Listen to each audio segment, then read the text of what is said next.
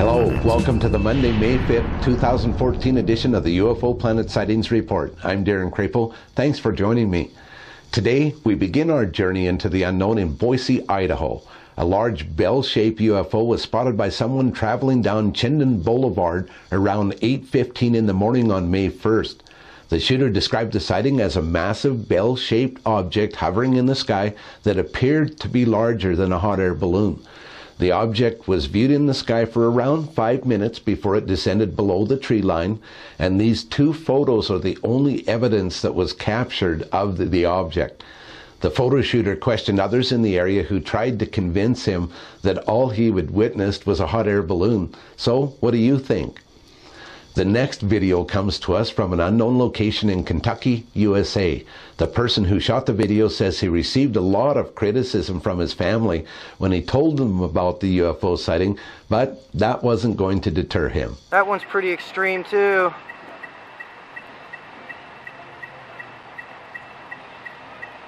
I can't believe I'm seeing so many tonight. This is insane. Unless it's the same one.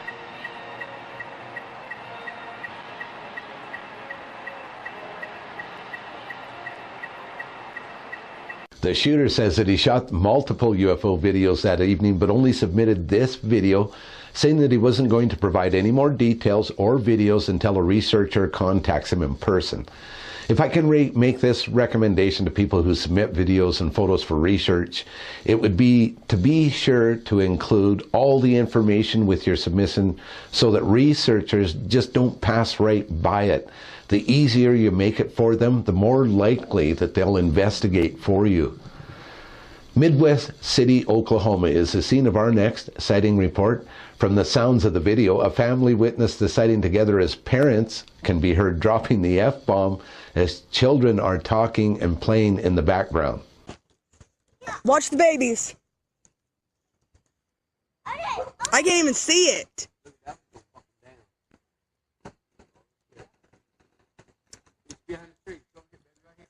It's right here behind the tree. That one stopped. Look, that one stopped. That one stopped. That one's right there, and the other one fell. That one's still moving fast. It went down. That's why it disappeared. It's down. Now we're off to Antwerp, Belgium for a UFO footage filmed by Peter on May 3rd around 2300 hours. Peter says that the sighting looks almost like the ISS, but he knows it was not the ISS because he's filmed the ISS many times in the past, and this object was traveling on the opposite direction from its normal path of the space station. Peter says, and I quote, "If you watch in slow motion and look closely, you can see that the orb is getting smaller as if it's flying upwards at a very high speed. For me, this confirms definitely a UFO and not a satellite or something man-made," end quote. Peter operates a UFO channel on YouTube called UFO Sightings 2014. Check him out. Our final sighting of the day comes from my area of the world, a small village called Marlborough, Alberta. A UFO spotter noticed an object with red and green lights flying low within the tree line beside the highway. The person who shot this photo says, and I quote, "As I was getting closer, I noticed these lights were not moving and they appeared bigger. It was nothing of significance to us as we thought it was perhaps some sort of a tower. Finally, we passed a small grove of trees and were able to have a direct visual on the lights. We saw red, green, blue, purple lights blinking, sort of pulsing around quite fast.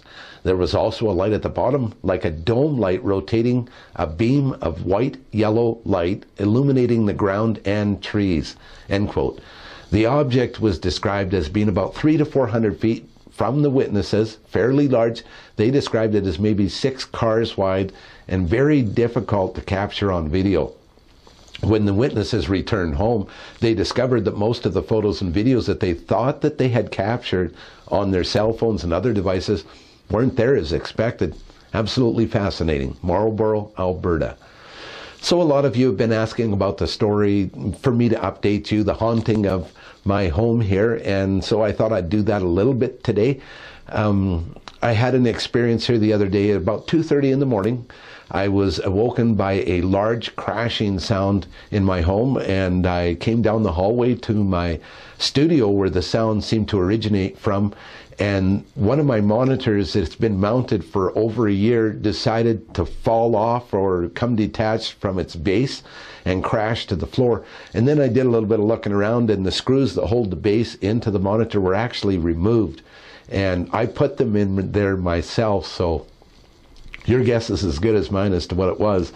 And then when I was recording the Saturday show here, I was sitting here recording the program, and as plain as day, I heard the sound of a little girl's voice out in the hallway that said, "Hey there, Darren." And so I stopped recording. I thought someone had come in my front door because I had it unlocked, and had come into my home and was trying to get my attention. But when I got out there, the hallway was dark, and so was the rest of the house, and there was no one here. So those kind of things continue to happen. I have no idea what they are. They never harm me, but they certainly have given me heart palpitations from time to time. Nonetheless, it's kind of exciting to live somewhere that has that going on. I don't recommend it for the faint of heart, though. If you've seen a UFO or had a UFO encounter recently and would like to share your experience with us here on UFO Planet Daily Sightings Report, drop me an email, darren@4u2ctv.com. Please include the date, location, and description in the body of the email. I promise you, I look at those videos first. If I have to go looking for the information, they might not even get looked at. So keep that in mind when you're submitting. I appreciate everyone watching the program today. Have a fantastic Monday, and I'll see you tomorrow on the UFO Planet Sightings Report.